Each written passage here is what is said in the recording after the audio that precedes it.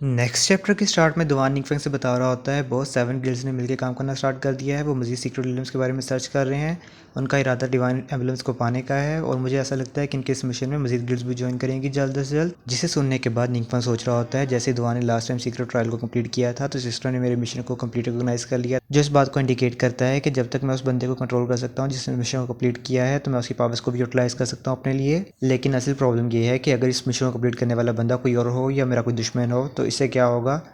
Divine ambulance तो चलो कोई मसला नहीं है, लेकिन जो सबसे बड़ा मसला है वो ये है कि अगर उसे फॉरबिडन स्पेल मिल गया, अगर उसने फॉरबिडन स्पेल सीख लिया और वो मेरा दुश्मन हुआ तो मेरे लिए बहुत ज़्यादा परेशानी की बात है। ये ना सिर्फ मेरे लिए खतरे की बात बल्कि इसकी वजह से मेरी एग्जिस्टेंस भी एक्सपोज हो सकती है गॉड्स के सामने, जो कि बहुत ज़्यादा ट्रबलसम हो जाएगा। क्या ऐसा नहीं हो सकता कि इस ट्रायल को कंप्लीट करने वाले तमाम लोग मेरे ही अपने बंदे हों?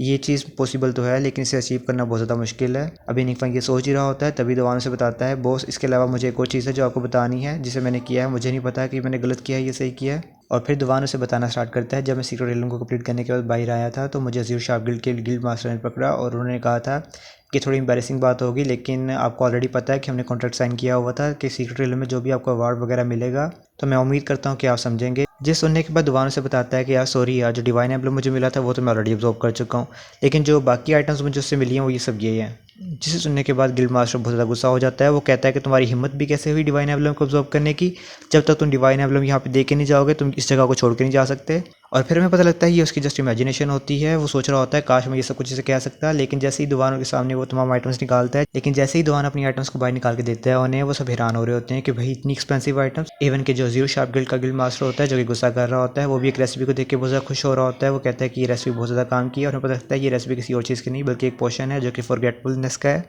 ये पोशन इस तरीके से काम करता है कि जो आपने आप ऑलरेडी स्किल्स को अपने स्किल स्लॉट में ऐड किया होता है, ये उनमें से एक स्किल स्लॉट को रिमूव कर सकता है और उसकी जगह आप कोई न्यू स्किल ऐड कर सकते हैं, जिसका फ़ायदा ये होता है कि आप कभी भी कोई भी स्किल चेंज कर सकते हैं। अपनी पसंद की कोई भी वैल्यूएबल स्किल अगर आपको मिलती है तो उसकी जगह वो यूज़ कर सकते हैं। और फिर अज़ीर शार्प गिल्ड का गिल्ड मास्टर सोच रहा होता है कि मेरे लिए बहुत ज़्यादा अपॉर्चुनिटी की बात है। मेरे पास ऑलरेडी एक्सपीरियंस पोर्शन का एक पोर्शन है और इसके बाद ये वाला पोर्शन ये पूरी दुनिया को हिला के रख देगा। मुझे इस मौके को बिल्कुल भी अपने हाथ से जाना नहीं चाहिए, लेकिन असल मसला ये है कि दुवान इस चीज़ को लीक ना कर दे, तो मुझे सबसे पहले मिस्टर दुवान को संभालना होगा।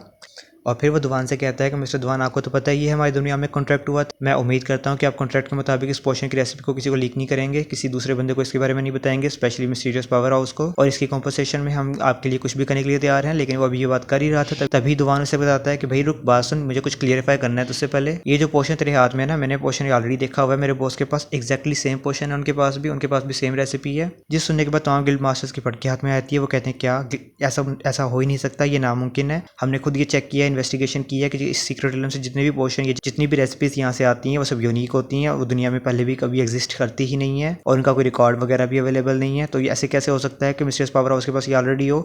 हमें पता है तुम ये सब झूठ बोल रहे हो ताकि तुम इसको अपने लिए इस्तेमाल कर सको।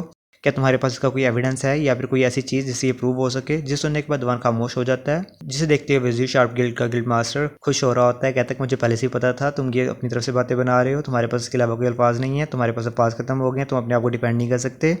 और ये तो बिल्कुल भी ना सोचो कि तुम मिस्टीरियस पावर हाउस का नाम इस्तेमाल करके हमें प्रेस कर सकते हो, हमें प्रेशराइज़ नहीं कर सकते। जो चीज़ हमारी है वो हमारी है, हमसे कोई नहीं ले सकता। वो भी ये कह ही रहा था कि दुवान से कहता है कि मैं क्वालिफाइड नहीं हूँ कि अपने बॉस के लिए कुछ प्रूव कर सकूँ, लेकिन हाँ अगर एविडेंस की बात है तो मैं तुम्हें इतना ज़रूर बता सकता हूँ कि तुम्हारे पास जो एक्सपीरियंस पोर्शन का फार्मूला है वो मेरे बॉस ने ऑलरेडी बना लिया है। उनके पास ये पोर्शन का फार्मूला पहले से ही था और ये वीडियो भी कर चुके हैं इस चीज़ को। ये सुनने के बाद अज़ीर शार्प गिल्ड मास्टर की फटके हाथ में आ जाती है, उसके पैरों के नीचे ज़मीन फिसल चुकी होती है। वो फिर हैरान और परेशान हो रहा होता है। वो कहता है कि ऐसा हो ही नहीं सकता, ये नामुमकिन चीज़ है, ऐसा कैसे हो सकता है। इवन के मेजर गिल्ड मास्टर्स भी हैरान हो रहे होते हैं कि ऐसा कैसे हो सकता है। कि इसका मतलब ये तो नहीं है कि मिस्टीरियस पावर हाउस को पहले से पता है कि सीक्रेट रिलम के अंदर क्या है और उसके पास ऑलरेडी इसकी नॉलेज है।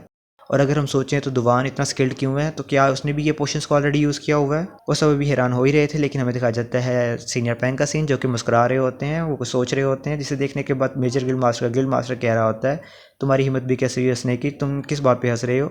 जिस पे सीनियर पैंक बताते हैं कि कुछ नहीं, मुझे बस कुछ फ़नी चीज़ याद आ गई। तो वो कहता है कि ऐसी भी क्या फ़नी चीज़ है तुम्हें अभी याद आई? जिस पे सीनियर पैंक कहते हैं कि भाई नन ऑफ योर बिजनेस, अपने काम से काम रख।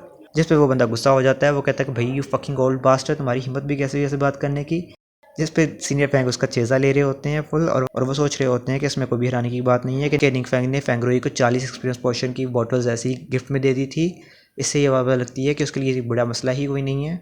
और इस बात से ये बात भी प्रूव हो जाती है कि जो मिस्टीरियस पावर हाउस है उसके पास ऑलरेडी इसका फार्मूला है, और जो मेरा फेंगरुई का स्कूल चेंज करने का फैसला था वो बहुत ज़्यादा ठीक था। अभी वो सोच रहा होता है, तभी दुआन से कहता है कि अगर यहाँ पे कुछ और काम नहीं है तो मैं यहाँ से जाना चाहूँगा, मुझे वैसे भी बहुत ज़्यादा काम है। जिस पे सीनियर फैंग कहते हैं कि हाँ कोई मसला नहीं है, तुम जा सकते हो, मैं भी तुम्हारे साथ चलता हूँ। वो दोनों यहाँ से जा रहे होते हैं और सीनियर फैंग दुआन से कह रहे होते हैं मेरी एक प्रॉब्लम है, अगर तुम मिस्टीरियस पावर हाउस तक मेरी ये बात पहुँचा दो कि उनके पास कोई ऐसा पोशन अवेलेबल है जो कि मेरी इंजरीज वगैरह को हील कर सके। मैं जो डार्क पावर्स यूज़ करता हूँ उसकी वजह से मेरी बॉडी में बहुत ज़्यादा प्रॉब्लम्स आ रही हैं, मेरी लाइफ एनर्जी आहिस्ता आहिस्ता खत्म होती जा रही है। मुझे नहीं लगता कि मैं ज़्यादा टाइम तक ज़िंदा रह सकता हूँ, लेकिन मैं ज़िंदा रहना चाहता हूँ, मैं अपने पौधे के साथ मज़ीद टाइम स्पेंड करना चाहता हूँ। कि ऐसा कोई फार्मूला नहीं है जिससे मेरी इंजरीज वगैरह हील हो सके, मेरी ये जो डार्क पावर को यूज़ करने की जो ये कॉस्ट है ये कम हो सके। जिसे सुनने के बाद दुआन से कहता है कि मैं आपके लिए ये ज़रूर इंक्वायर करूँगा, और सीनियर फैंग उसे थैंक्स कहता है और दुआन यहाँ पे अपनी स्टोरी कंप्लीट करता है। वो कहता है कि बॉस मुझे नहीं पता कि मैंने कुछ गलत किया है या नहीं, अगर आपको लगता है कि मैंने कुछ गलत किया तो आप प्लीज़ मुझे पनिश करें, और मुझे पता है कि मुझे ऐसा कोई फैसला खुद से नहीं करना चाहिए था। और निंग फैंग दुआन से कहता है नहीं तुम्हें अपोलोजाइज़ करने की कोई ज़रूरत नहीं है, तुमने कुछ भी गलत नहीं किया। और रह गई बात सीनियर फैंग की, मैं उनकी ज़रूर मदद करूँगा जितनी मेरे से पॉसिबल होगी। और फिर निंग फैंग सोचता है कि ये जो नरिशिंग पोशन है क्या ये सीनियर फैंग की इंजरीज वगैरह को हील कर सकता है। मुझे वैसे इसका पता नहीं है कि कोई इफेक्ट होगा कि नहीं होगा, लेकिन ट्राई करने में क्या आ जाए। और फिर निंग फैंग दुआन से कहता है कि टाइम निकाल के नरिशिंग पोशन की कुछ बोतलें सीनियर फैंग के पास ले जाओ और उन्हें ट्राई करने दो, और फिर देखो क्या असर होता है उनके ऊपर। जिस सुनने के बाद दुआन ओके कहता है, और फिर हमारा सीन शुरू होता है। हमें दिखाया जाता है दुआन सीनियर फैंग के पास आया होता है, लेकिन उसे सीनियर फैंग नहीं मिलते। वो कमांडर से पूछता है कि सीनियर फैंग घर पे नहीं है, जिस पर कमांडर से बताती है कि सीनियर फैंग को ब्यूरो में कुछ काम था जिसकी वजह से वो इंपॉर्टेंट मीटिंग अटेंड करने गए हैं, लेकिन क्या तुम्हें कुछ खास काम था उनसे। जिस पर दुआन से बताता है कि मेरे पास कुछ पोशन की बोतल्स हैं जो कि सीनियर फैंग के लिए थी। जिस पर कमांडर कहती है कि तुम इसे यहाँ पे छोड़ के जा सकते हो, जब मुझे टाइम लगा तो मैं उन्हें पास आउट कर दूंगी बाद में सीनियर फैंग को। और फिर हमारा सीन शुरू होता है। हमें दिखा जाता है कमांडर सीनियर फैंग के घर के आगे आ चुकी होती है, वो उनकी बेल बजा रही होती है लेकिन कोई रिस्पॉन्स नहीं आता, जिस पर वो सोच रही होती है। हैरानी वाली बात है इवन के फेंगरुई भी घर पे नहीं है, ऐसा कैसे हो सकता है। फेंगरुई अभी रिसेंटली तो इस सिटी में शिफ्ट हुआ है, वो टोटली अनफेमिलियर है इस प्लेस के साथ, उसका कोई इतना खास दोस्त भी नहीं है, तो ऐसा कैसे हो सकता है कि वो कहीं जा सके। खैर जो भी है, शायद वो यहाँ कहीं खेलने गया हो। तो मैं ऐसा करती हूँ कि मैं कल आऊँगी। और फिर हमें दिखाया जाता है कमांडर वहाँ से जा रही होती है, लेकिन तभी पीछे से डार्क पावर फ्लक्चुएट कर रही होती है और हमारा सीन शुरू होता है। हमें दिखाया जाता है फेंगरुई का सीन जिसको कि डार्क पावर्स मैनिपुलेट करने की कोशिश कर रही होती है। ये और कोई नहीं बल्कि हमारा डीमन लॉर्ड होता है। वो फेंगरुई को मैनिपुलेट करने की कोशिश कर रहा होता है, कह रहा होता है कि क्या तुम अपने ग्रैंडफादर को बचाना चाहते हो कि नहीं। अगर तुम चाहते हो कि उन्हें बचाना तो मैं तुम्हारी हेल्प कर सकता हूँ, बस तुम्हें इतना करना है कि तुम्हें अपने आप को मुझे सबमिट करना होगा। लेकिन फेंगो से कहता है कि मैं फेंगी का ग्रैंडसन हूँ, ऐसा मैं नहीं कर सकता, मैं इंसानियत को भी धोखा नहीं दूंगा और एक डीमन के साथ पैक्ट तो कभी नहीं बनाऊंगा। जिसे सुनने के बाद डीमन लॉर्ड कहता है इंसान एक तुच्छ क्रिएचर है, ये अपने आप को पता नहीं किन रूल्स के अंदर बांध के रखता है। आल जो मैटर करता है वो पावर मैटर करती है, और जब तक तुम्हें मैं पावर दे सकता हूँ तो तुम्हें मुझे सबमिट कर देना चाहिए। और फिर डीमन लॉर्ड फेंगरुई से कहता है कि मैं भी देखना चाहता हूँ कि तुम कब तक अपने एटीट्यूड को बरकरार सकते हो, कब तक तुम मुझे सबमिट नहीं करते। क्या तुम अपने ग्रैंडफादर को मरते हुए देखना चाहते हो? क्या तुम देखना चाहते हो कि तुम्हारी आंखों के सामने मरें? क्या तुम नहीं चाहते कि तुम्हारे ग्रैंडफादर हमेशा तुम्हारे साथ रहें, तुमसे बातें करें? अगर तुम चाहते हो कि वो तुम्हारे साथ रहें मुझे सबमिट कर दो। आई होप आप लोगों को ये एपिसोड अच्छा लगा होगा। अगर आप लोगों को ये एपिसोड अच्छा लगा है तो वीडियो को लाइक शेयर सब्सक्राइब करें। Thank you so much.